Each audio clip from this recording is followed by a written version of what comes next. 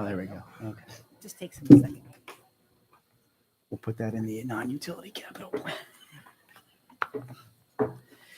As soon as Eric gets here. All right.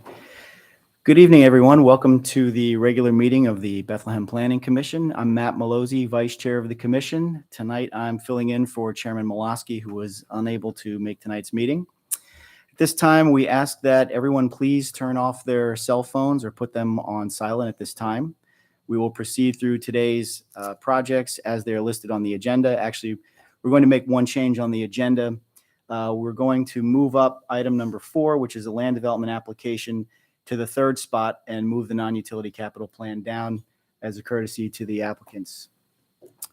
The applicants will have a chance to present the project to the commission as their agenda item is called. Following their presentation, city staff will provide an overview of the city's comments and recommendations. Then the planning commission members will have an opportunity to direct questions related to the project to both the applicant and city staff. Following planning commission discussion, interested parties will have an opportunity to comment on or ask questions related to the project. All interested parties will be asked to give their name, address, and name and address for the record. They shall sign their name as well and email address on the sign-in sheet as provided. We will adhere to a 5-minute time limit for each member of the public, and each person will have one opportunity to speak. We ask that all comments be related to the project under review and that all comments be related to the land use issues of the project. When there are a significant number of interested parties, we request that members of the public be concise in their testimony and avoid repeating previously made assertions. After all interested parties have had an opportunity to speak, the Planning Commission members will have a final opportunity to deliberate on the project. The review of the Planning Commission is based on the provisions of the Subdivision and Land Development Ordinance, the Zoning Ordinance, and other municipal ordinances as applicable. Decisions will be based on these applicable ordinances, the recommendations of the city's professional staff, pertinent public comment, and the public good. I'd like to introduce the other members of the commission at this time. To my left, Ms. Joy Cohen, and seated next to her, Mr. Eddie Burgos. At this time, we will move to the first agenda item, which is the approval of the minutes from the August 17th, 2023 meeting, prepared in a new format, which we appreciate. Any questions, comments on the meeting minutes?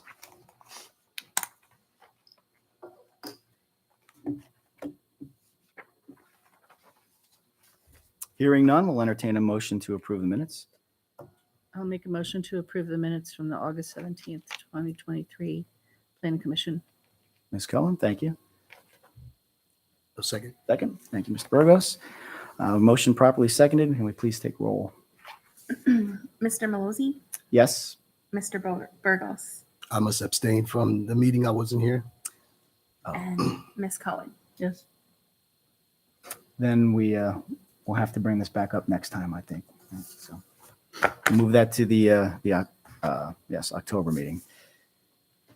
Our next agenda item is the vacant property review.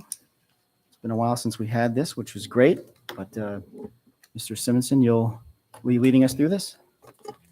Yes, thank you. So it's been a while since we had some blighted property reviews. As we all know, the market's been very hot in Bethlehem as of lately. So a lot of Can I just jump in just to say for the because it's been quite a while since we've done one of these, and just to clarify the Planning Commission's role in this, because there is a process that we go through. Sure. So Mike heads the permits and code enforcement bureaus for the city of Bethlehem. And when they are in the process of determining blight for a property, it does come here first. I believe this is the first step. First is I notified the owners. Mhm. There's certain criteria that these properties have to meet, but then the first step after the time expires and all that is it comes to the Planning Commission. And the Planning Commission's role is to make a recommendation to the Blighted Property Review Committee. Correct. Okay, and then I think, and our chairman actually sits on that committee. And then does that committee make a recommendation to the redevelopment authority? Is that Yes. where we end up? Okay, So that committee certifies it over to the redevelopment authority. okay, thank you for that clarification. That's why you're here. Not But just a pretty face. just so that you know, there is a process here. And, Mr. Simonson will go through the projects to say why they're in these properties are in this process because of their condition. But I just wanted you to know there's other steps to this. It's a long process. Property owners have plenty of time to clean up their properties and bring the properties up to code. But this is the beginning of the process for the city to be able to either purchase or eminent domain or whatever way that the redevelopment authority would want to move forward.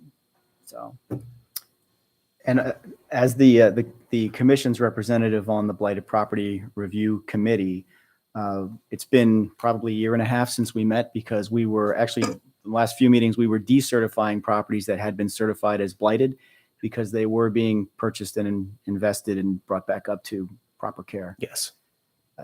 So hopefully that happens again. Yeah, that's That's a good always thing. that's always the hope. All right. Without further ado, Mr. Simonson, please. Okay. So once again, I'm Mike Simonson. I'm the chief code official for the city of Bethlehem. So I'm just going to start down. First one we have on our agenda is 1101 Mechanic Street. I'm just going to read through the blight presentation I have in front of me, and then we'll go from there if I'll take any questions. So 1101 Mechanic Street in Bethlehem. Owner's name is Andre Simon. His mailing address is 633 Pembroke Road in Bethlehem. The notice of first violation was sent out on August 7th of 2023. The current use of this property is a residential unit or single family dwelling. Per section 304.1.1 of the 2018 International Property Maintenance Code, subsection 4, the exterior envelope is in failing condition, and sections 108.1.3 of the 2018 International Property Maintenance Code, which requires essential equipment and utilities to be in good working order. Section 304.1.1, subsection 6 also applies because of the condition of the foundation of the building. Section 302.1 requires that the property be maintained in a clean, safe, and sanitary condition. These defects meet 1712.1C 1, 3, 4, and 5 of the PA Urban Redevelopment Law. I'll briefly go over the PA Urban Redevelopment Law. Section 1 that applies here is any premise which, because of physical condition or is regarded as a public nuisance at common law, or has been declared a public nuisance in accordance with the local housing and building. Any dwelling, number 3, any dwelling which, because it is dilapidated, unsanitary, unsafe, vermin infested, or lacking in the facilities and equipment required by the housing code of the municipality, has been designated by the department responsible for enforcement of the code as unfit for human habitation.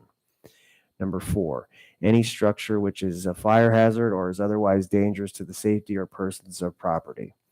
Number 5, any structure from which utilities, plumbing, heating, sewerage, or other facilities have been disconnected, destroyed, removed, or rendered ineffective so that the property is unfit for its intended use. So if we want to skip over to the pictures, as you can see, the address for 1101 Mechanic, in the first picture I have here, there's missing glass in the front door, but you could begin to see the debris and overgrown high grass and vegetation. As the pictures go, as I was walking around the building, and you could see in the next picture, had the garbage, debris, and vegetation along the side of the building. There's another shot of it in page 6. That's along the sidewalk of the property. There's holes in the windows. Page 8. Page 9 shows that there's mattresses and other items of just thrown across the entire property. More of that on the next page. And more of that on the last page. And there has been multiple attempts to contact the owner of this property through our housing department, through the property maintenance prior to this, to rectify by cleaning, cutting high grass, weed letters, all that stuff, and we've received no response. So with the power being cut off, we knew the property was vacant. So at that time, it rose to the level of a potential blight. So with that being said, based on my observation as inspector and the supplied photos which confirm the above conditions exist at the property, I request the planning commission to A, approve the submitted draft resolution to declare the property blighted, B, document its planning recommendation for future uses of the property, and C, otherwise advance the listed property to the Blighted Property Review Committee for further proceedings. Any questions from the commission at this time? And just as a matter of administrative course, all the proper notifications were given. It sounds like you said you noted you attempted to contact the property owner. Yeah, several times. Comments from the city? No, nothing. Okay. Me. All right. Then with that, any comments from the public? Is anyone here to speak to this? No? Okay. We'll entertain a motion from the commission regarding the property at 1101 Mechanic Street. I'll make a motion to approve the proposed resolution determining 1101 Mechanic Street as blighted and approving the planning recommendations for future use of the property as per the Pennsylvania Urban Redevelopment Law and various city ordinances, including Article 149 of the City Codified Ordinances, and to forward these recommendations to the Blighted Properties Review Committee and the City Redevelopment Authority. Thank you, Ms. Cohen. Second. Second, Mr. Burgos, thank you. All right. Motion properly seconded. Any final questions or discussion? Can we have a roll call, please? Mr. Malozzi, Yes. Mr. Burgos, Yes. Ms. Cohen. Yes. All right. Mr. Simonson? Okay, I'll move on to the next property, 409 East Washington Ave in Bethlehem. The owner again is Andre Simon, mailing address 633 Pembroke Road, Bethlehem, Pennsylvania. Violation date is 8/7/2023. This is a single-family dwelling. Summary statement. Per section 304.1.1 of the 2018 International Property Maintenance Code, subsection 12, exterior steps in failing condition, and section 108.1.3 of the 2018 International Property Maintenance Code, which requires essential equipment and utilities to be in good working order. Section 304.1.1 subsection 6 also applies because of the condition of the foundation of the building. Section 302.1 requires that the property be maintained in a clean, safe, and sanitary condition. These defects meet 1712.1C 1, 3, 4, and 5 of the PA Urban Redevelopment Law. I just read those 4 sections of the PA Urban Redevelopment Law. So if I've asked the board if they want me to read them again, or if you just want me to go on into the pictures. Please proceed with the Okay. pictures. Thank you. So as you can see in the first picture, you could see the amount of vegetation growing onto the house and around the house. There's a side view of the yard with the open garage and just debris and garbage spread throughout the entire property. It's just a different view of the same picture, same angle. There's the steps I mentioned earlier. These are the front stairs. The property is secured by a fence, so no one has any reason to access the stairs, but they are in an unsafe condition. There's my notification posted on the door, and then there's some debris strewn across the front of the porch. Here's a picture I took from the side of the house. You could see the backyard. Just filled with garbage and debris of all kinds. And those, as you could see, as you flip through the last couple of pictures there, that's a similar situation for the other ones as well, including the last one that just shows the yard in complete chaos.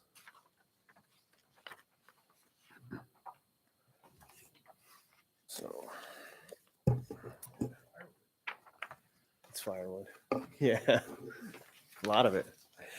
With that being said, based on my observations as inspector and the supplied photos which confirm the above conditions exist at the property, I request the planning commission to A, approve the submitted draft resolution to declare the property blighted, B, document its planning recommendation for future uses of the property. And C, otherwise advance the listed property to the Blighted Property Review Committee for further proceedings.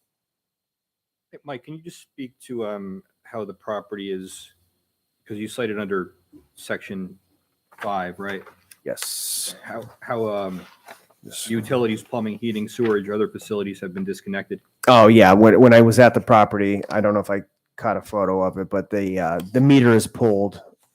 So there's no power at the property. So the utilities have been disconnected. And is there any evidence that anyone is residing or occupying the property? No. It appears vacant. Yes, it appears vacant.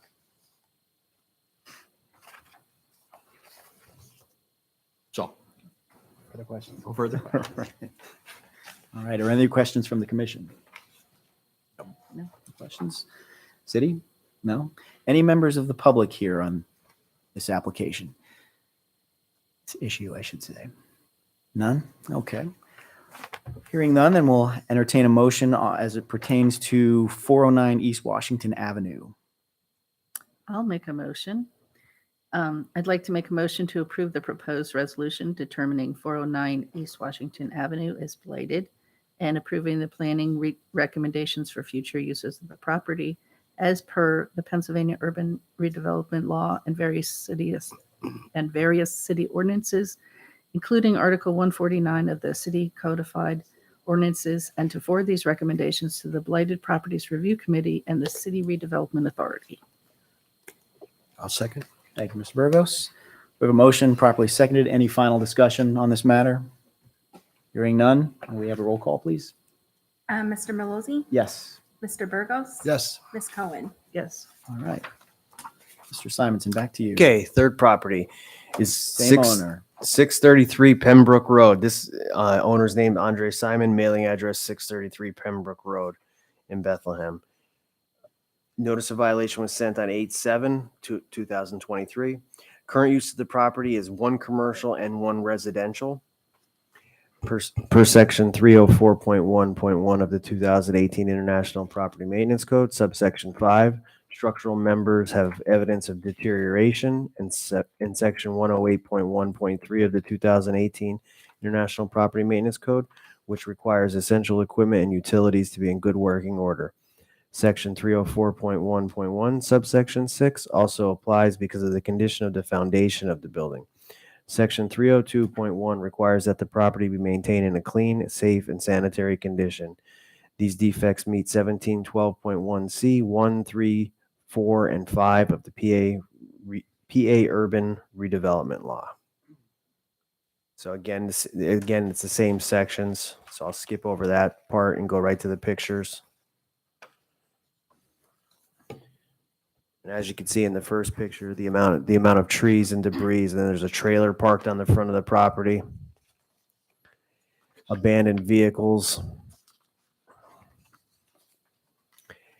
In the page 6, I showed the picture of the windows. You could see the deterioration around the windows at the base and around the window sills themselves. The windows were in poor condition. To me, it looks like there's water infiltration. I have not been in the building, but it looks like there's water infiltration getting into the building.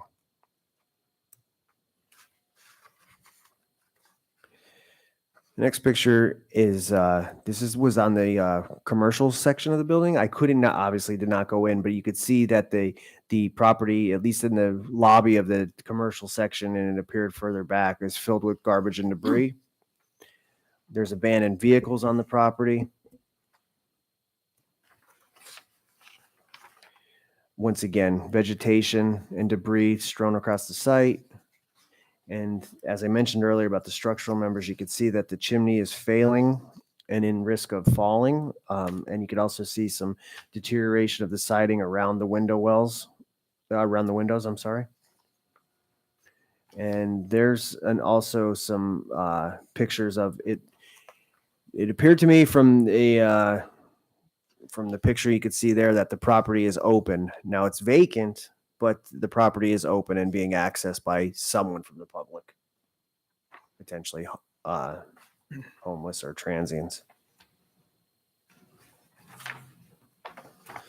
So with that being said, Based on my observations as inspector and the supplied photos which confirm the above conditions exist at the property, I request the planning commission to A, approve the submitted draft resolution to declare the property blighted, B, document its planning recommendation for future uses of the property, and C, otherwise advance the listed property to blighted property review committee for further proceedings. Thank you, Mr. Simonson. Any questions from the commission?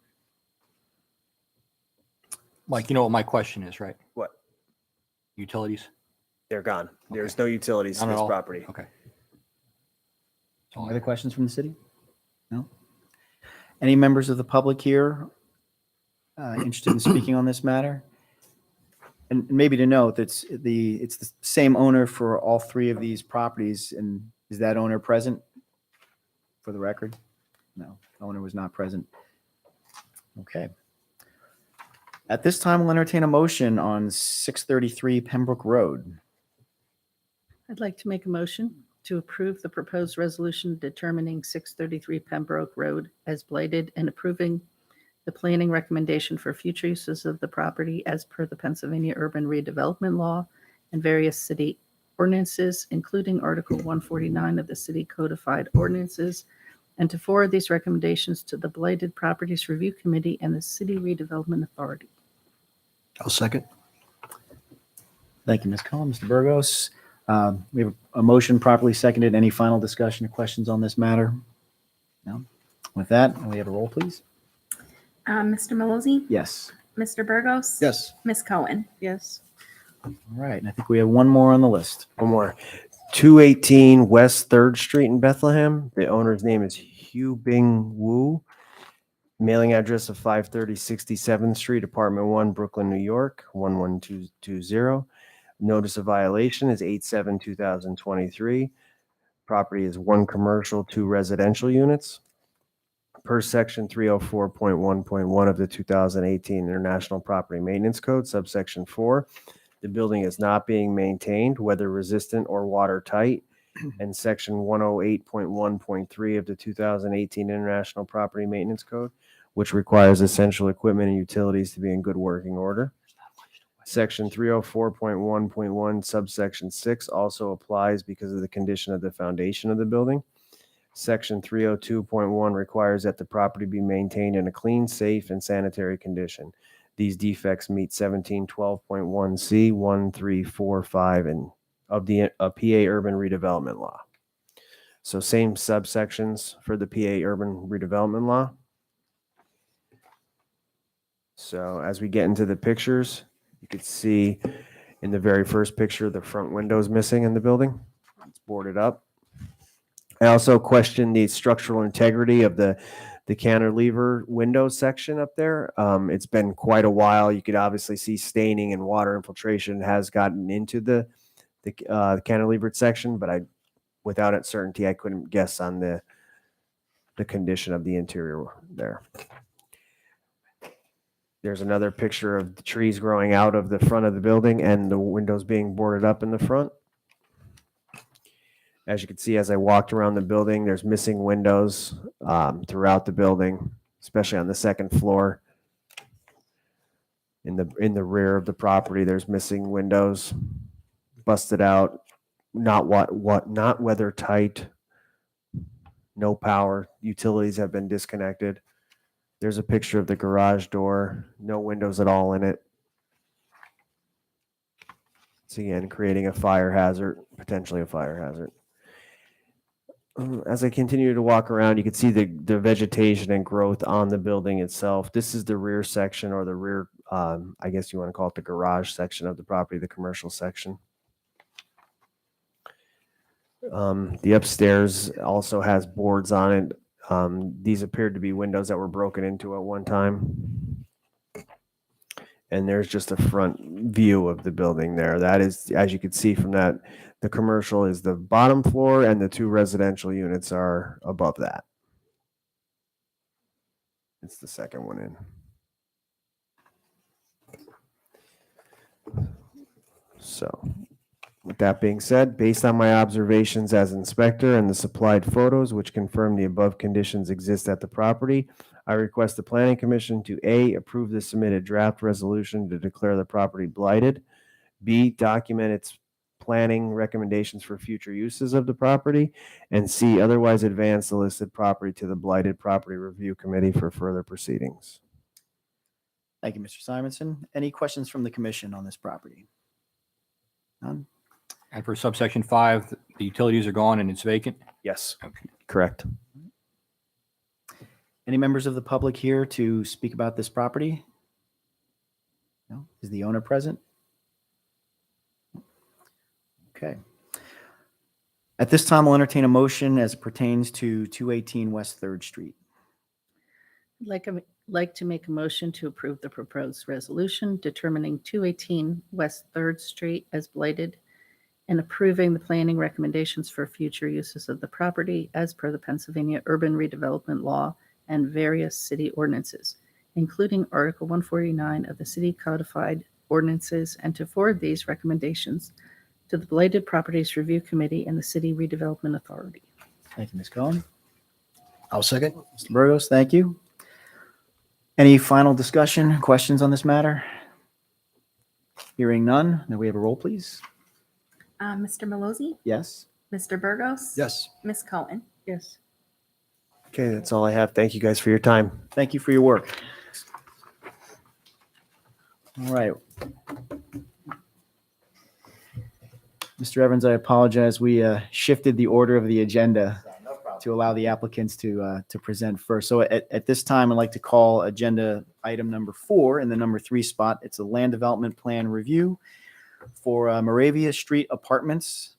And if you'd like to take a moment and set up and then introduce yourselves, please.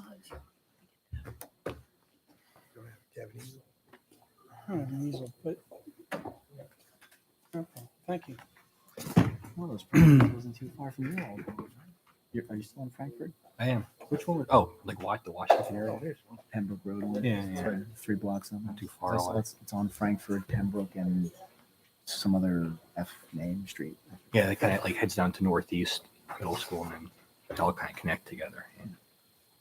There's one, I don't know if it's one of these, but there's one where I have a bush grow so big, blocking the traffic signals around like the Washington. Big, thick. Mr. Preston? Yes, good evening, and first of all, thank you for adjusting the agenda. We do appreciate that. Jim Preston, the attorney for the applicant. To my right is Phil Siepert. He's a registered landscape architect. He's basically been involved with this from the beginning. I have not. This was a project that came to me through from Mr. Holzinger, Attorney Holzinger. But Phil has been with this from the beginning, so I'm just going to ask that he explain. He's very familiar with the project, that he explained to the commission what's being proposed. Thank you. Okay, the project is really the development of a small existing lot that has been owned by Mr. Finnegan. I believe he told me for over 30 years. He's never really been able to do anything with it. He always had planned to do something with it. But the site itself, let's see. Okay. The site is located at the intersection of Moravia Street and Benner Avenue. Benner Avenue is this street here. Moravia Street is this street. It's in a section on the south side of Bethlehem, up on the top of the mountain, really. Most of the development of this area ends with Moravia Street. Okay. So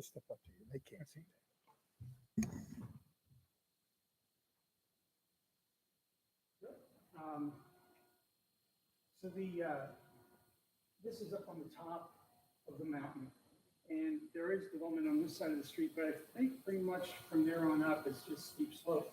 And this land itself is very steep, but it's these steep slopes are man-made slopes. They resulted from the construction of the roads that form the perimeter of this lot. But anyway, this lot right now, and you can see it on the slide up there, you can see that it's heavily wooded with really not very much desirable trees, but they're just things that have grown up in wild over the years and gotten large. It's a very steep site. There are areas of this site that are, I believe, in excess of 25%, but they are all man-made slopes. Benner Avenue on the perimeter of the site is also very steep in this area. It's probably 20%, maybe at the steepest point along Benner Avenue, but it has no flattening section at the intersection of Benner and Moravia Street. It doesn't have the flattening section that's required by the city ordinances. So this is a view down Benner Avenue and down Moravia Street, and you can see this is a very acute angle of the roads. It doesn't have the normal 90-degree intersection. This is about a 65-degree angle between Benner and Moravia Street. The site does not have existing curb on either Moravia Street or Benner Avenue.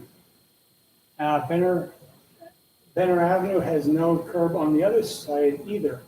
And also the area of the street intersection has a rather steep slope on it. It doesn't have the desirable 4% flattening area or almost flat area. It's just a very steep slope. So anyway, the proposed development of the site is to keep it as one lot, but to create a development of 3 condominium buildings, or one building, 3 condominium units.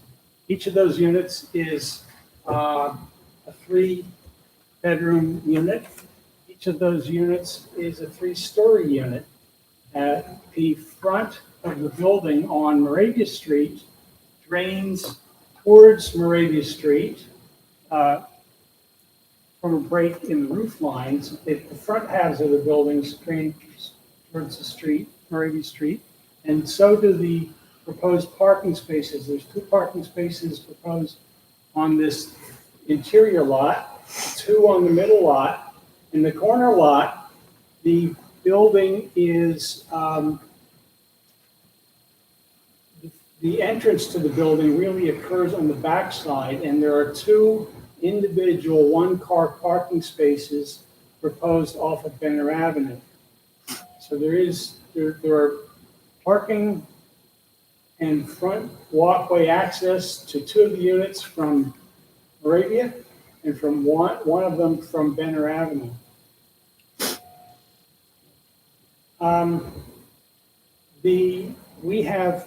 We submitted these plans initially in it was June of 2019, and the project couldn't move ahead because there was a problem with the intermunicipal agreement. If you look at the site, you see a line. Can you show that on that Sure. board? Because Craig can show the people in Okay. town hall on the other board, Okay, on so the screen. here's the dividing line. Okay, there's a line that goes like this across the property. There you go. This third of the property, the triangular shape, is in the city of Bethlehem. The other part of the property here is in Lower Saucon Township. But the result of the intermunicipal agreement is that the lot will be developed according to the standards of the city of Bethlehem. They already take care of the streets that bound the site. The tax revenues will go to the city of Bethlehem. One area of cooperation that we're having between Bethlehem and Lower Saucon Township is that the city of Bethlehem has asked us to mount streetlights on 3 existing utility poles on the perimeter of the site. They all happen to be in Lower Saucon Township. But it really makes sense for us to do that. We're going to be mounting LED lighting on these poles, and that is going to illuminate the driveways and fronts of these buildings, probably at less cost than it would be to have individual post lamps on the properties themselves. So anyway, that's what one area of cooperation that we're having with Lower Saucon. We are proposing a the required ADA accessible curb ramp at the intersection. It's actually, in this case, the curb ramp is located at the very tip of the curve of the road.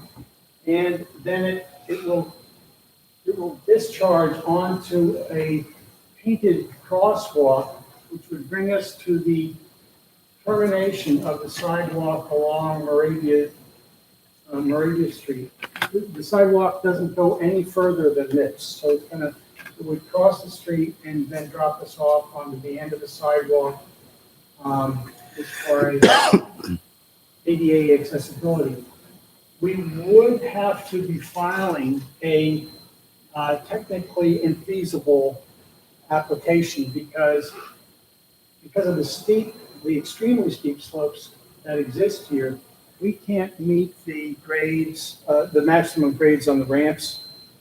We meet them on this side of the road, but not on the Benner Avenue side because, as I said, Benner Avenue is somewhere between 15 and 20% in this area, so we can't meet an 8% slope maximum grade. But we've done everything that the city has asked us to do. We've shown everything on the plan.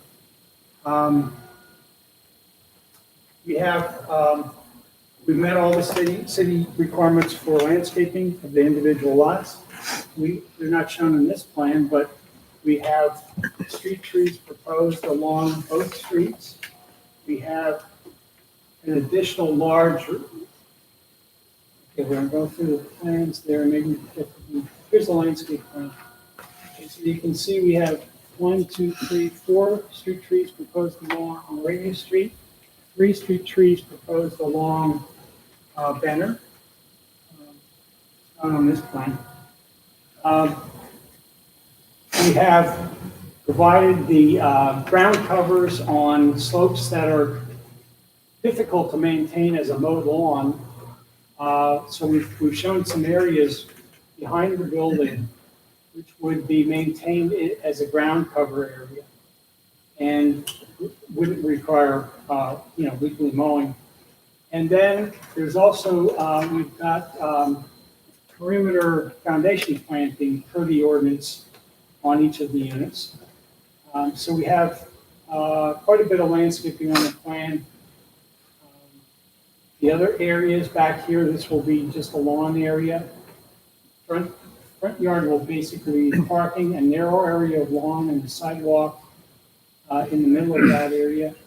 Same thing on this unit, 2-car parking spaces and some lawn area and a sidewalk into the building. In the bottom unit, or the corner unit, we're having 2 individual parking spaces, each at a slightly different elevation. I think there's like a 1.5-foot step between them. And there's some steps here to get up from a concrete walk access to these parking spaces. And then a walkway comes in and enters into the vestibule of a house on the lower level. All these units, all 3 of them are walkout units or walkout basement units because these on the downhill side, you've got a wall exposed with opportunity for windows, decks, and in this case, an entrance. But so on the front side, there's 2 stories above ground. On the back side, there's actually 3 stories.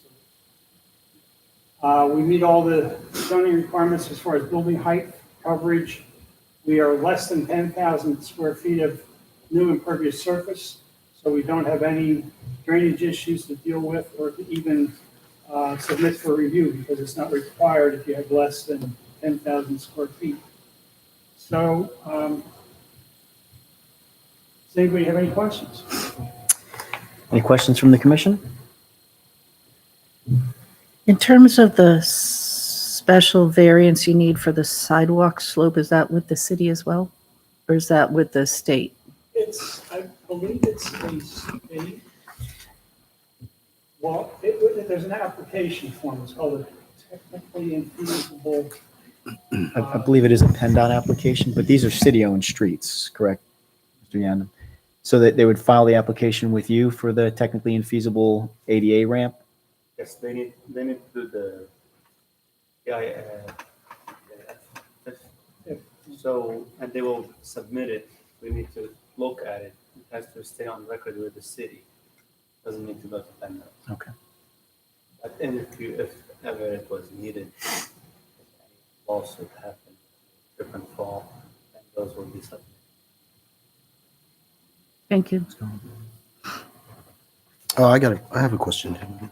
So like on your sanitary connections, are we talking about connecting with saddles as far as going into the main line on your sanitary sewer? The sanitary sewer is in Moravian Street, and we have 3 sanitary connections proposed. We have one connection here. This unit has this location and this. So they're all connected on Moravia Street Okay. onto an existing sewer line. I believe it's known to be 8 feet deep in the street. Okay.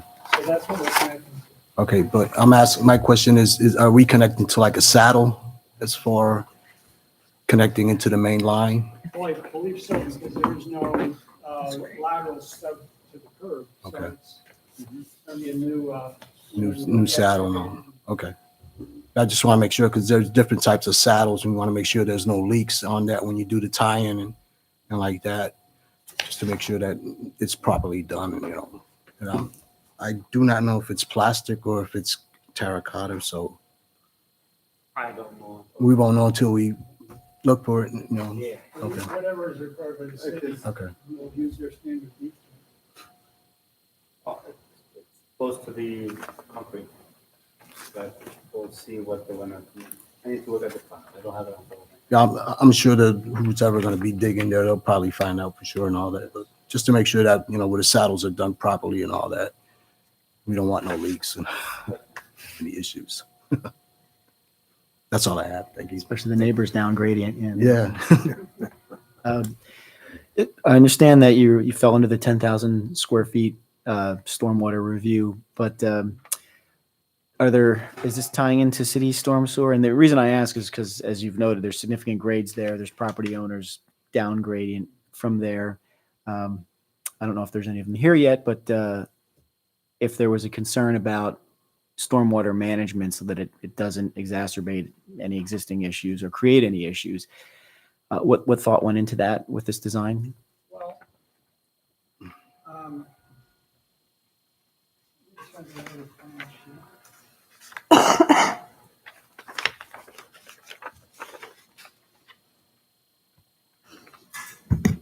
I believe the stormwater all went directly downhill to the properties in the back in its natural state. Currently. Yeah, and so I think what you're probably going to hear is that the ridge line of the buildings creates a line of demarcation that now throws it forward Mhm. and gets it out into the street, but I'll let Phil talk about it. if you look at this one right here, this area is sort of a pink color, drainage area 1. This is the area that will drain, post-development, this area will drain to Moravia Street. The existing drainage of this area is now going down, perpendicular to these contours towards this property. So the area draining in that direction is considerably lessened by what we're doing. The red or the sort of maroon color here, drainage area 4, will be draining to a minor diversion swale, which is going to get it out into Benner Avenue and not let it get all the way to the property line of the neighboring property downhill. So now it's this area and this area and this area of the sidewalk. All these areas here are going to be draining away from this property. So right now, the entire property drains in that direction, and after development, only half of that property, or slightly less than half, because we're removing this area and getting it out into the streets. The streets have existing drains in them. There is not an inlet in this area. But there is going to be a new curb here, and the street's going to be, it's going to be reconstructed at the edge to match that new curb. So that there will be a gutter along this street. There will be a gutter along Moravia Street. And Moravia Street drains, I think the whole area drains in this direction. And down here, there are existing storm drainage inlets in the street. So we know the amount of runoff that is going to be accumulated at this point of discharge. You know, it's very small. A 100-year storm is 0.34 cubic feet per second. So it's a small amount of runoff from the page or the impervious area of the building and the lawn area and a couple of parking spaces, but it's only a small amount of runoff that's going to drain across the sidewalk and into the street. Okay. There are no inlets proposed on our property. It's all surface drain. Understood. And the roof drains, like drainage area 1, go on to Moravia Street, and it's, Yeah, drainage Okay. area 1, the roof drains all go out to Moravia Street. okay. Drainage area 4, the roof drain from this goes to Banner Street. And in fact, I think, I don't know that I mentioned this to anybody, but we could also direct the roof drain that's catching this half of the second unit and have it also drain out to Banner Street. If the engineering department thought that would be an advantage or a better solution. I would defer to them, but if anything you can pick up and move over. Well, it's not going to the street, it's falling on the property and then going toward the street.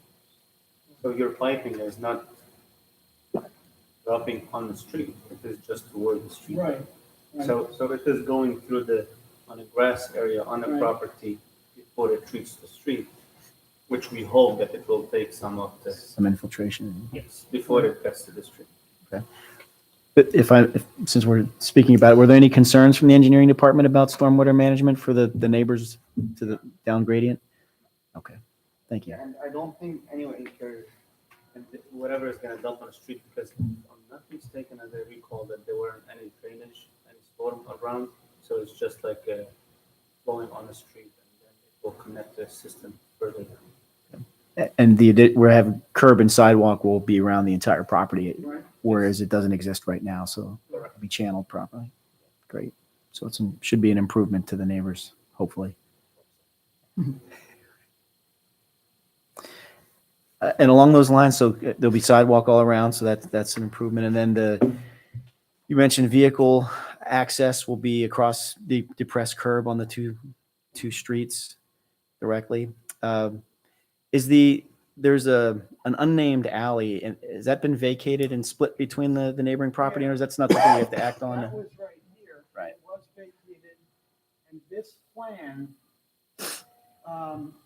utilizes that vacated half street to create the parcel that we're using for the condominium. That's been managed with the city, that's in order? Okay. Okay, let's see, any other items? We didn't have the benefit of a rendering, but perhaps could you speak a little bit about what the facade is going to look like? I guess 2 of the units will face Moravia and 1 will front on Benner? Actually, I have a. Yeah. It's actually an older rendering, but it's basically the same as it is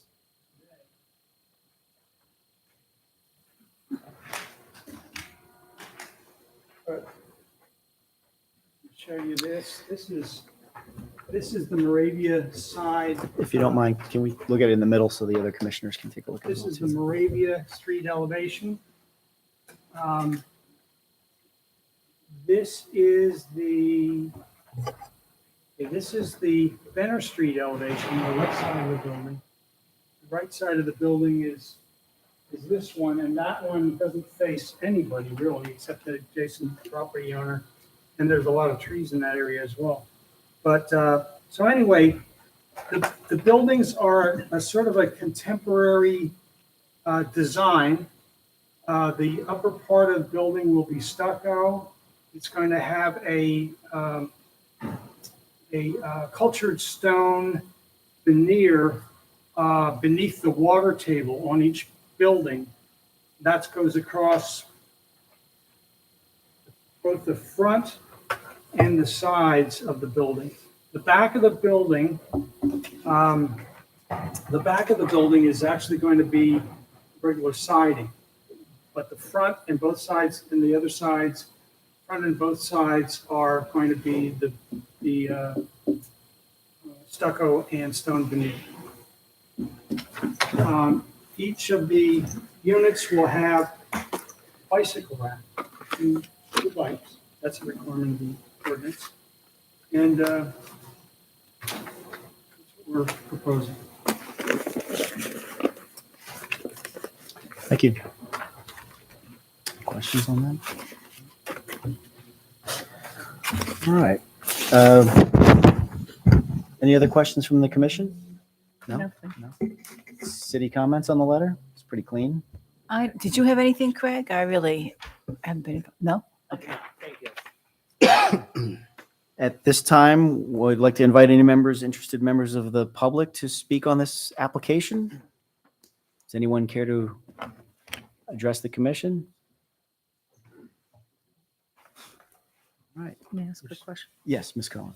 I'd like to ask a question. So the Bethlehem Planning Commission is voting on the entire property and the arrangements have been made with Saucon. Oh, yes. Thank you. That's in the intermunicipal agreement. Yes. Yeah. Just get him to say that he's going to comply. She's in that review. When you make a motion. Any other questions from the commission? All right. And does the applicant agree to comply with all the conditions outlined in the city's September 14th, 2023 letter? Yes, they will comply. Thank you. All right. I would like to point out that in terms of impervious surface and building coverage, that we're below what is allowed in this zone, which was refreshing. Was there any zoning relief necessary for this application at any time?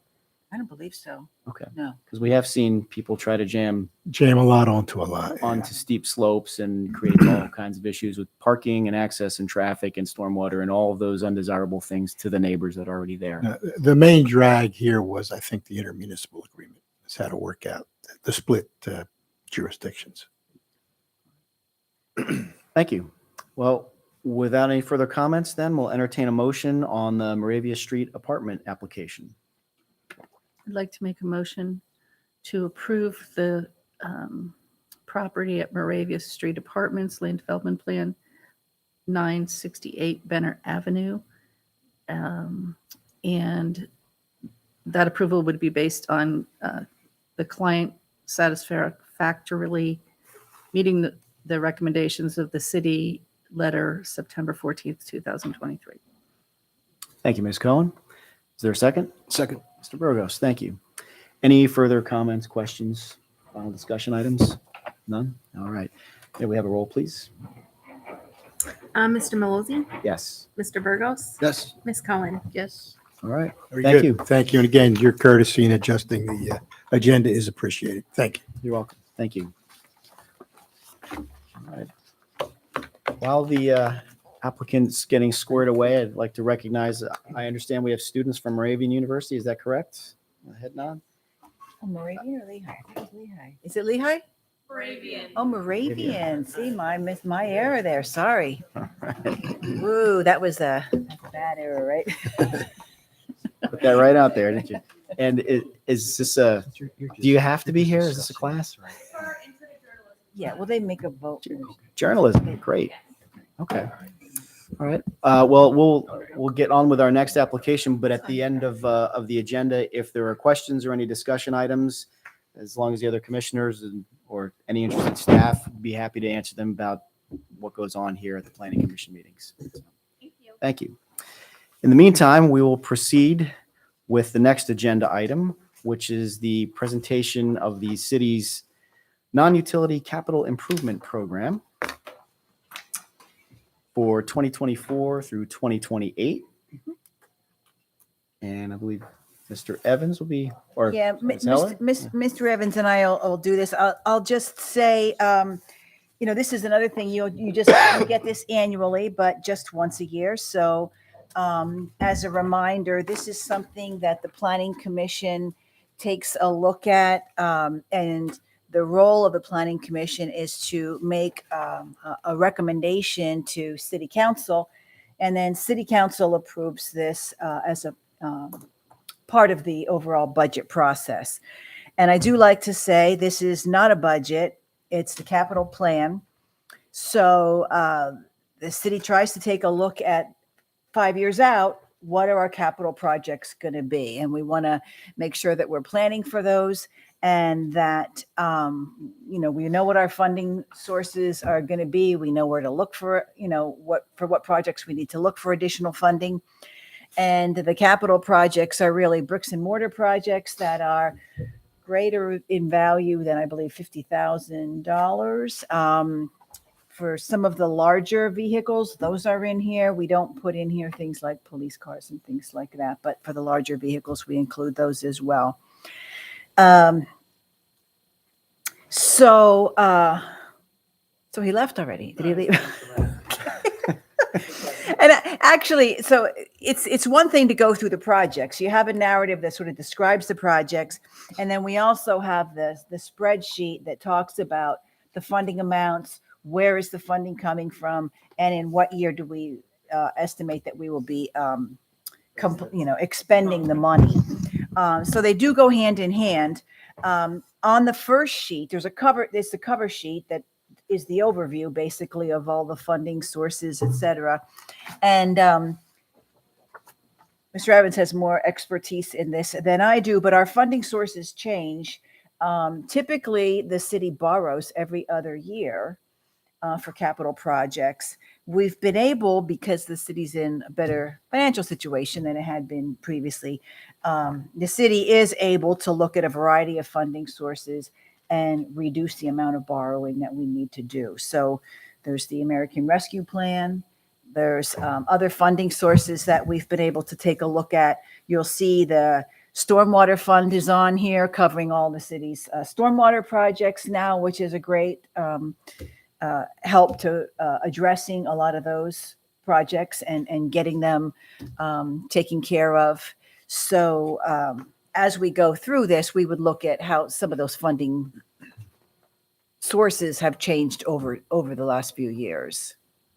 Yeah, the way the document, I think it's a great document, the way it's set up. I'm not taking credit because I didn't set it up, but the way we use it, because it explains what the projects are. There's a great narrative for each one, quite specific, and does explain how it's going to get paid for. The only time you might see, there's one line item that we use as titled Other. It means it's 2 or 3 years out, and we don't have an answer to that yet. There's a number of ways. Sometimes we need to be creative and put different, it might be grants. We've used, Mrs. Heller mentioned some of the forms we use. State grants, local grants, federal grants have been more abundant in recent years than they have in the past. The rescue plan provided us $34 million. So the revenue replacement part of that plan, of the $34 million, we have invested and put some into our infrastructure for that part that was designed to do so. We're also started to build a capital reserve account, and that's well on its way. All of these items are under the idea we are becoming more debt adverse as much as anyone wants, and as not much as anybody can be. Maybe everyone wants to be, but how much can you do that?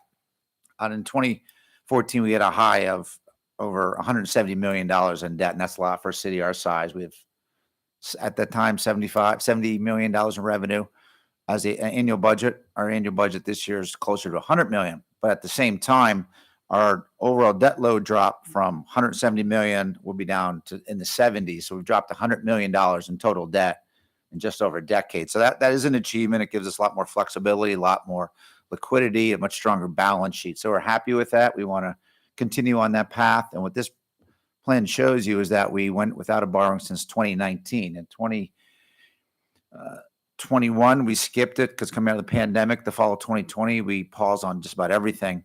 2022, we applied $9.3 million of rescue funding into certain projects and purchases. And this year we plan to use 8.992, just about 9 million rounding off rescue funding applied to eligible projects. 2026, the projects identified will be handled with reserves. At this time, we have almost $8 million already built up in that reserves we're 3 years out until we get to the point when we even need to access that. So we do feel very good that that will remain in place. We'll stay disciplined and be able to access those funds when the time comes. So this is a funding year. Every year we fund projects with grants and other items like recreation fees, but it's every other year when we do that big $6 to $9 million internal municipal funding, which is a big deal for us. And it will need to be approved by city council in November during the budget hearing. So yeah, this plan itself, as a plan document, will be presented to them in October, subject to your review, and then anything or almost everything, especially in the 2024 budget, 2024 plan, will appear almost identical into our 2024 proposed budget. So usually we just go through these. If we look at the spreadsheet, the projects are broken out by category. So on the second page, we list out the public safety projects. So here, ambulance replacement, fire truck, fire apparatus replacement. We look at some police vehicles, some of the larger vehicles, and then some police equipment. There's safety cameras on here, respirator masks, and then there's a rescue vehicle replacement. Those are all listed here. And some of those you can see there's scheduled funding for those every other year. There's a new ambulance put into the ambulance fleet. So some of those are recurring annually. They're in here every year to show what the future investment's going to be in those vehicles. And I'll just continue to go through this. If you have questions, you can stop me anytime. I'll try to just give an overview of what's in here. I see you have some highlight there. Do you want to stop me now or? I guess, Or are we on the next page? I enjoyed it. Yeah. Okay. I'd like a Lenco Bearcat, a vehicle myself, but the intersection improvements. Yes, Actually, that's the next page, right. page 3. Those are the ones where I was Okay. intrigued by some. Okay. And these two line items are also ongoing. And much of this is because really the infrastructure investment, we're in an older urban city. We need to continue to reinvest in our existing facilities. A lot of it is upkeep and things like that. So much of these line items are ongoing, and they should be because we need to take care of our infrastructure. So you'll see there's some projects where there's new projects or expansions. Some are in the parks areas and things like that. But a lot of this really is a reinvestment into our infrastructure. And that's what the traffic projects are. There's isolated intersections and traffic safety improvements. There's a listing here of projects that are currently, I guess you would say, under watch by the Department of Public Works. And then at the end of the paragraph, it does highlight, I don't know if I have the same area highlighted that you have, but upcoming projects include construction at Linden and Gep. And I did note you when I highlighted this. This is your walk area, I believe. So Linden and Gep starts in 2023, anticipated completion in 2024. And then future construction, Club Avenue and Union Boulevard, anticipated in the spring of 2024. Designed for intersections of Pennsylvania Avenue and Union Boulevard and Pennsylvania Avenue and Eaton Avenue are also anticipated for 2024 design and 2025 construction.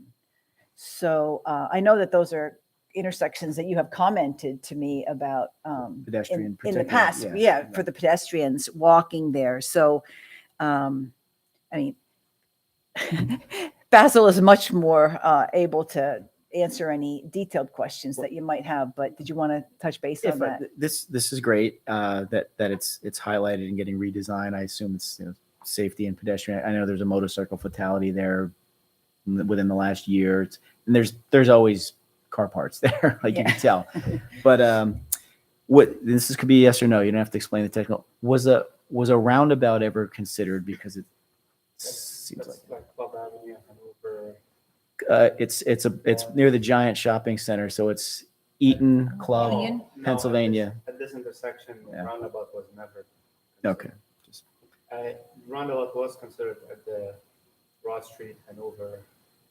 Club Hanover Avenue. Where the old where the Flatiron, new- yeah. new Building apartments wanna go. Where the Bennett The yeah. Toyota was, yeah, in that area. Yeah, in that area it was, but those intersections that we will be improving in the next 2 years, I don't recall anybody mentioning any roundabout over there. But go ahead, I'll just let you finish. That with, well, these are a mixture of PennDOT and city roads, so this, I haven't looked here, is it the state bear some of the responsibility for financing these things, or like Union Boulevard's an SR for certain, maybe Pennsylvania's, I don't know, but Union Boulevard, actually, no, we maintain the intersection and we pay for it. really? Yeah. Okay. For those improvements, we do. And the Union Boulevard and Club Avenue, it's half the city, half Allentown. And they're gonna be an agreement, but we are doing the whole improvement. We are paying the electric. There's an agreement that's gonna take place. Another intermunicipal agreement, our second of the night. Intermunicipal agreement. Okay. But this is the plan. And we switched those because since we're doing Club and Union, this is why we switched to the Pennsylvania Avenue and Union Boulevard, Pennsylvania Avenue and Eaton. So we complete this whole area. And Greg Kreider, our electrical superintendent, he said that these are priorities than others. This is why we include them now. They were pushed to late, but we pushed them first. Thank you. And the other thought, and maybe I could share this, but Lanta's EBS, their half step to the bus rapid transit, is heavy through that area too. So, and I know as they phase through, phase one is buy more buses and increase frequency of service, and phase two is geometric and signal improvements. So hopefully and through PennDOT, they're working on these things. But this is like all of those routes come through and make a right eastbound Yes. through that intersection all the time. And this is when we start the design. They look into like Lanta. They will be reaching out to Lanta, PennDOT, and all. They will take those stuff into consideration. Thank you. Thank you. That's all. Okay. I'm not really interested in these things. That's it. On the next page, if we go over to page 4 of the grid, it's Public Works Streets. A lot of these are really the larger vehicles, but item number 2 is the Linden and Center Street two-way conversion. We've been talking about that one for a while, but it is moving forward. It's a huge project, so it does take time, but the Public Works Department did complete some analysis of Linden Street, and that work is actually proposed. There's funding in the long-range transportation plan, and estimated improvements are about $2 million. That work would be completed in 2025, so it is moving along. We're trying to push that to be on the next tip. So it will be on the short range. We're pushing that for us to take it to be budgeted for end of 2024. It will actually be on 2025 tip, and hopefully construction will take place. And that's a public comment this spring for all those projects, correct? If that's the schedule? Public comment is this spring for all those things, and then the tip gets updated. Yeah, they will start from spring all the way to October to make the final decision. Great. The next item is the street overlay program, which of course that's ongoing. The change, I guess, in that line item really is the amount of funding that the city's able to put towards that.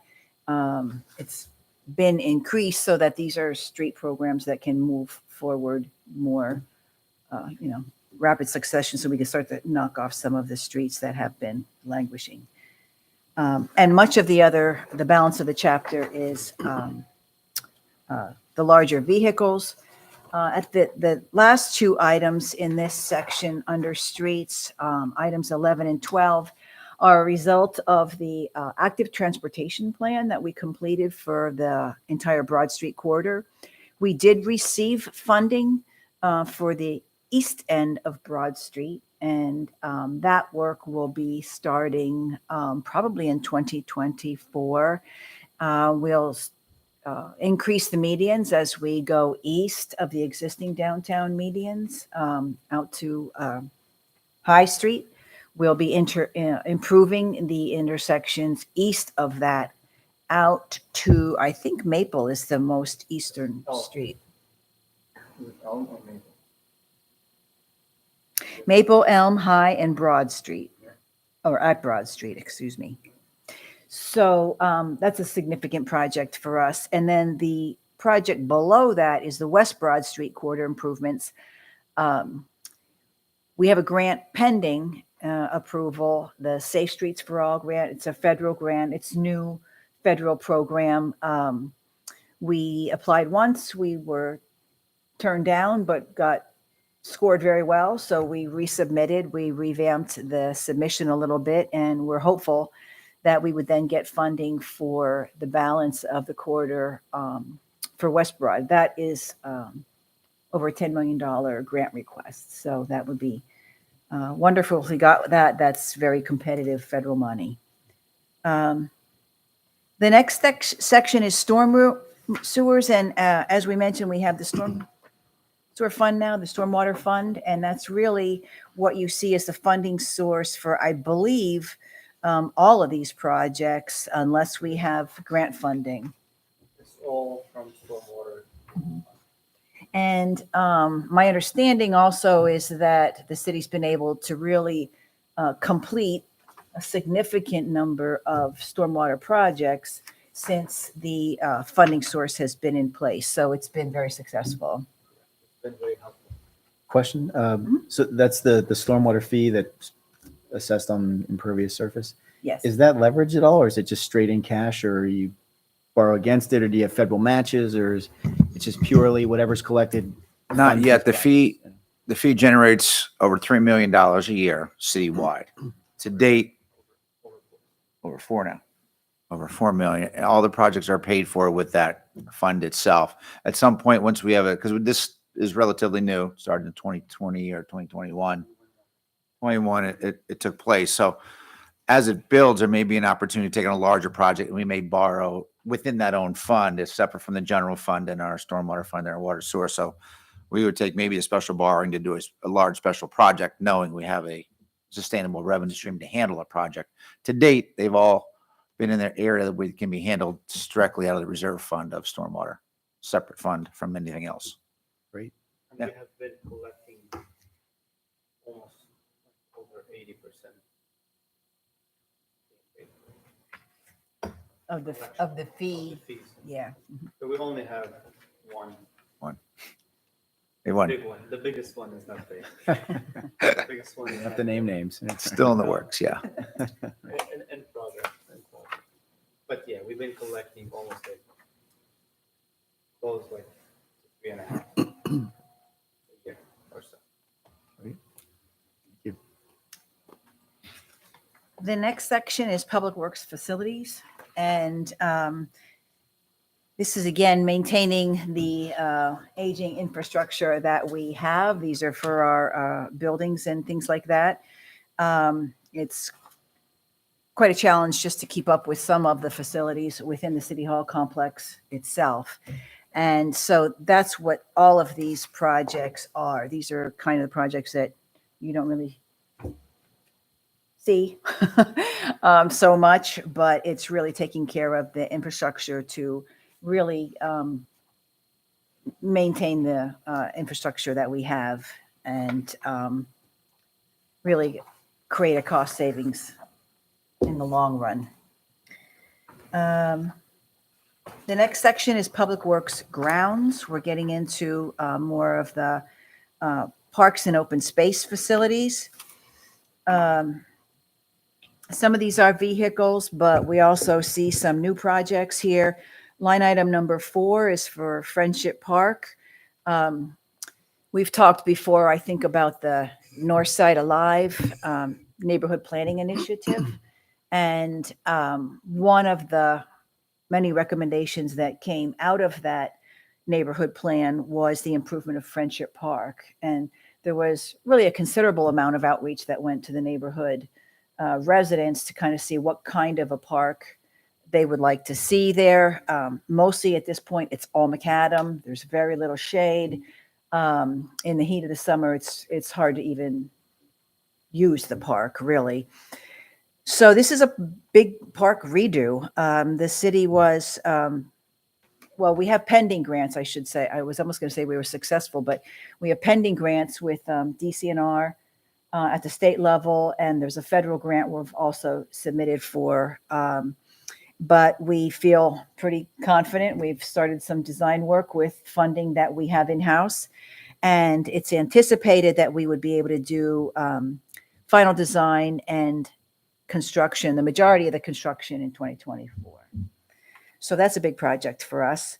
We've also allotted some funding in item number 5 for the Rose Garden to finalize and continue some of the paths that have been created there, some additional landscaping, water access, things like that.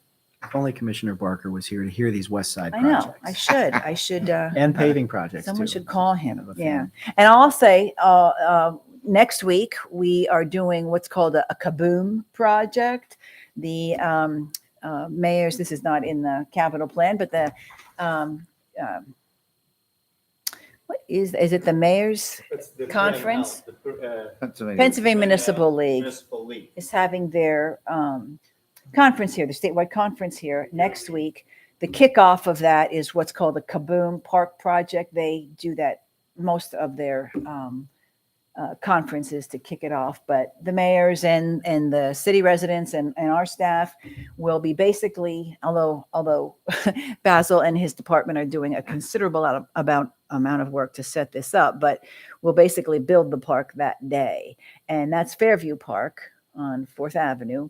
So that is another park in Tom Barker's neighborhood. So he should come out with gloves and a shovel and help us on Wednesday, maybe. Or loader or something. He's got Yeah, equipment. something. So those are the projects in the section on grounds. The next section is recreation, and we still have some park projects in there, but again, this is more infrastructure, maintaining the ice rink facilities, Sand Island, taking a look long-term at what those courts might be in the future, tennis, pickleball. And then, of course, general pool improvements are included in this section as well. Couldn't believe the ice rink is still connected, served by septic system? Yes, but we'll take care of that. Yeah. The plan was to be connected to the memorial pool when we did the memorial pool. But that was so expensive. Ed Boscola will help you out with this. The customer over there. The last section that we have is the miscellaneous other projects. Bridge projects are, bridge repairs are included in here. You're probably very familiar with the fact that the Hill to Hill Bridge is in the long range transportation plan regionally and will be replaced. So there's 2 items on here sort of tied to that, the Main Street ramp improvements and the Spring Street ramp improvements. They both attach to the Hill to Hill Bridge. We'd like to do those in coordination with that project. So there's some consistency there. So they're included here. And at the bottom of the list, we have some additional park expansions. The Monocacy Way Trail north of Shanersville Road was already completed, maybe 18 months or 2 years ago. We have funding now from DCNR to complete the section of the Monocacy Way from Shanersville Road down to the DNL Trail. And so we have engineering and design laid out for both 2024 and 2025 for that project. The South Bethlehem Greenway, the sections of the Greenway that we own outright have been, at least the trail has been laid out. There's a gap in the trail between the Greenway and the Saucon Rail Trail to the south. It's 9/10 of a mile.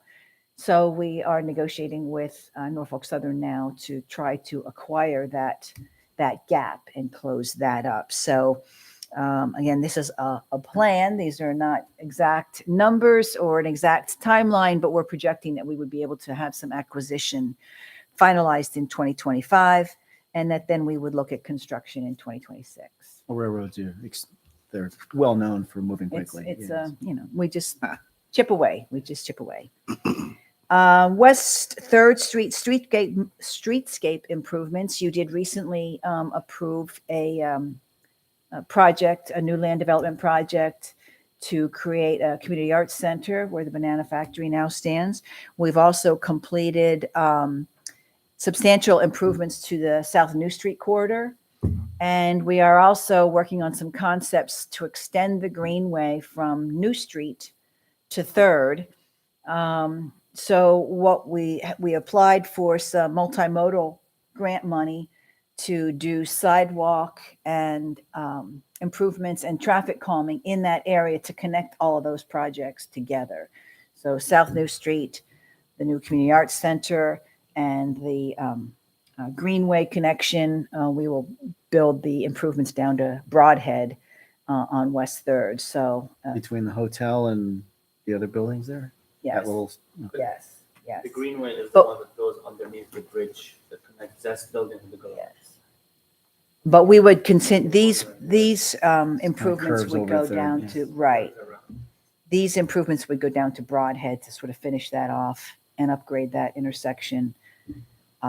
Because we don't want to have a mid-block crossing for the Greenway. It's going to be over at the Broadhead intersection. and then you go across the hill-to-hill bridge on the pedestrian paths, You can, yes. Main Street. And the last one on the list is Sunning Courtyard renovations. Again, we have submitted for a grant to work with the related business owners, the neighboring business owners, and do some improvements there. It's something that the city's been talking about for quite a while, but we'd like to really put forth some investment and see what kind of redesign we might be able to come up with. It's a heavily used area, so it's a Just an update on focal this. point. Sorry. We did some work on the Sun in Courtyard this year. We fixed part, like almost third of the courtyard. We removed the stamped concrete and replaced it for asphalt as a temporary fix because of the trees, roots. It was all very deficient. Trip hazard. We removed it, we fixed it. It was done before, like a couple weeks before Music Fest. So the long term is what I'm talking about is like proper improvement for the whole courtyard. So the funding is laid out for design work to be completed in 2024 and construction in 2025. There's some mention of the application being timed well with the 250th anniversary of US and all that. It is an America 250 grant submission. It's also an area that is, it's not within the area that's proposed to be for designation as a World Heritage Area, but clearly it is in that area and holds a lot of historic significance for the downtown. And so it's a logical, we think, a logical recipient of those grant funds.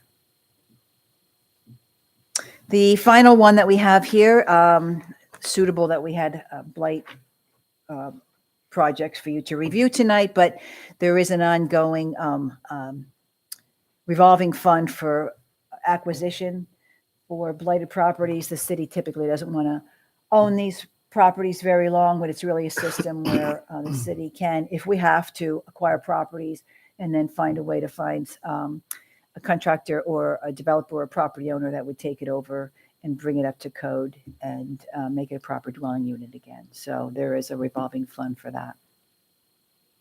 And that's the 5-year plan that we have laid out here. It comes to you before it goes to city council, because if you think about this logically, these projects really are put together, yes, to maintain our ongoing infrastructure and take care of significant improvements as they become necessary, but also to reflect the overriding goals and objectives of the comprehensive plan and some of our neighborhood plans and things like that. So, it comes to the planning commission, it should have some awareness of this and have some eyes on this. And hopefully, as we move forward with other planning projects, all of this apparently, is being tied together. So your role is to make a recommendation to city council that they would consider. They have a committee meeting coming up, as Eric said, in October. And, we'll move ahead at that time. I'd like to note also that some of these projects in here were based on plans that came before us, the East Broad Street, or was it just East Broad Street, or was it the entire Broad Street corridor from Allentown to? The Broad Street Active Transportation Plan, we looked at the entire corridor.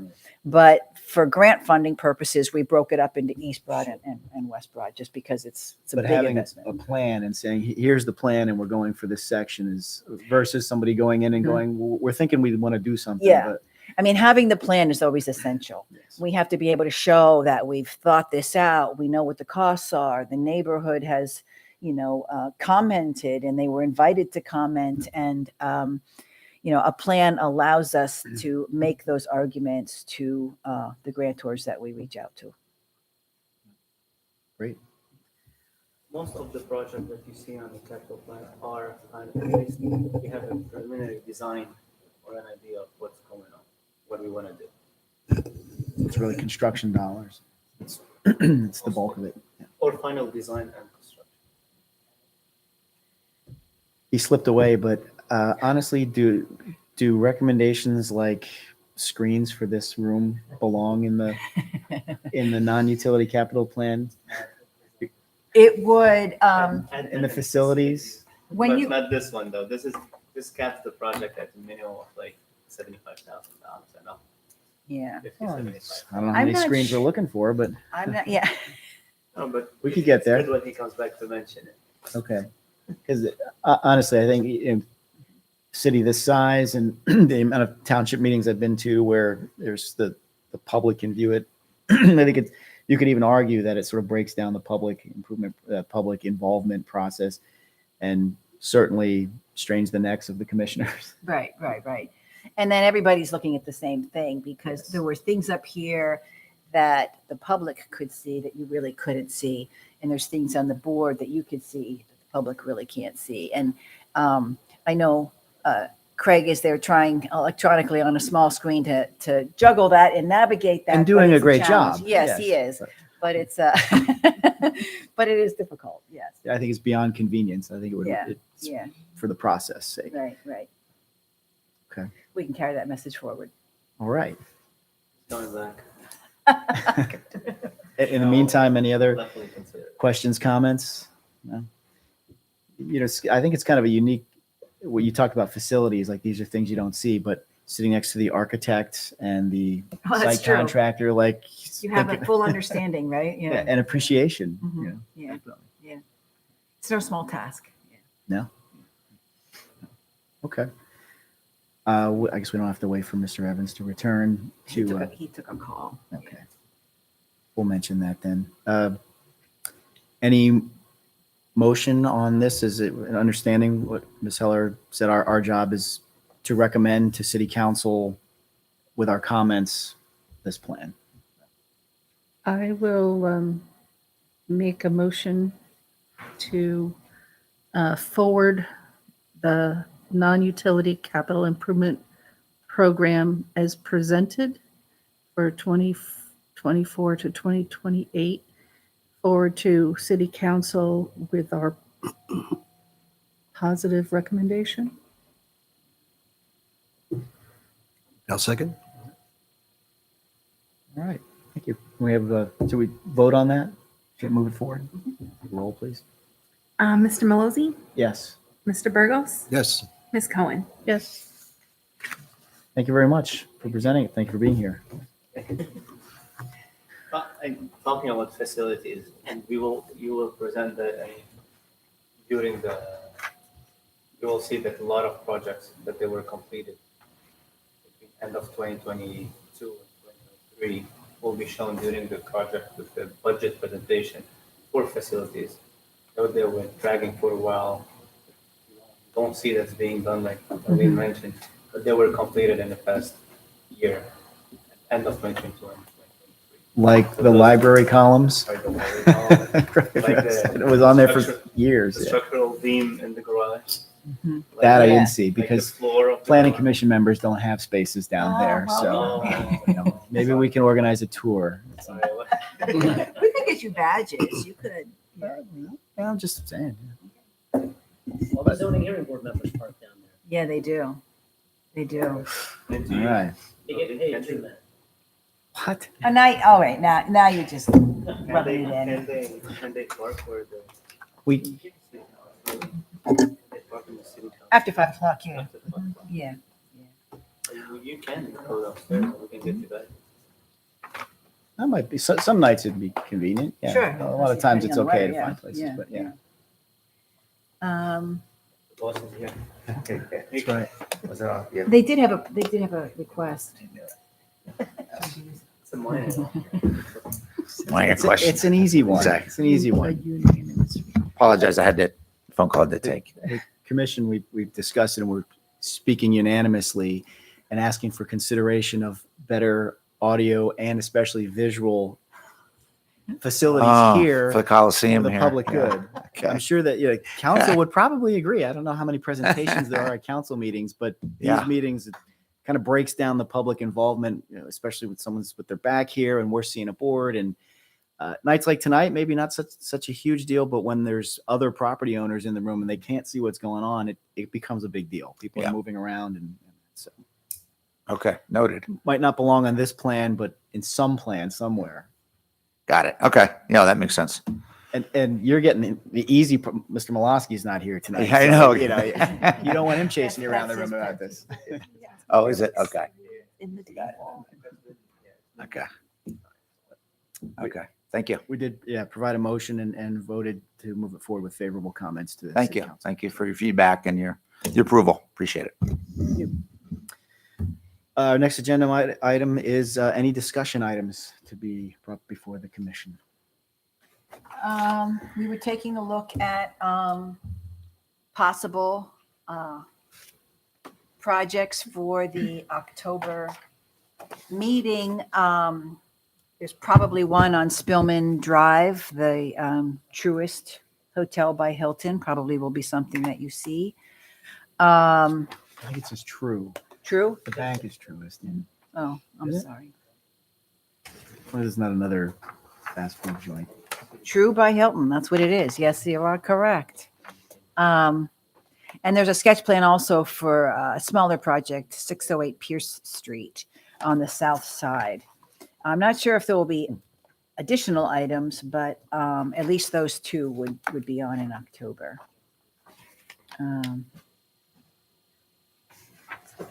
So that's where we are. Okay. Okay. Any other items, commissioners? No? I'll entertain a motion to adjourn. I'll make a motion to adjourn. No? I will second. All right. All in favor? Aye. Aye. Any opposed? All right. Thank you very much. Thank you. Thank you to our guests.